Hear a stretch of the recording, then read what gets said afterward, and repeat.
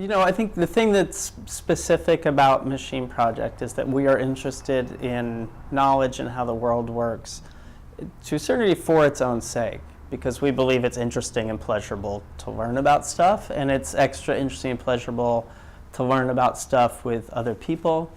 And then on top of that, it's extra to learn about other people who know about different things you do or people who aren't exactly like you.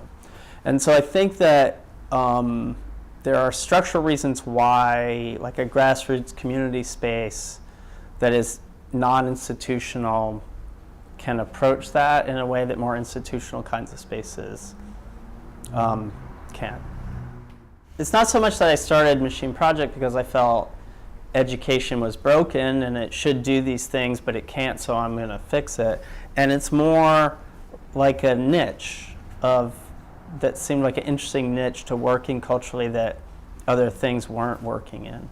So I don't know if the answer so much is to say formal education needs to be more like Machine Project, but more to realize that a kind of diversity of contexts for education and thinking about ideas seem like a healthy way to have a culture happen.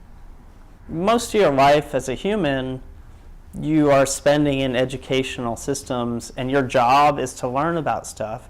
And then all of a sudden that's over, and your job is to make money and not think about stuff. And that it's hard not to feel a bit bereft, right? And also because if you look at the trajectory, at least for me, the older I got, the more autonomy and play there was around learning.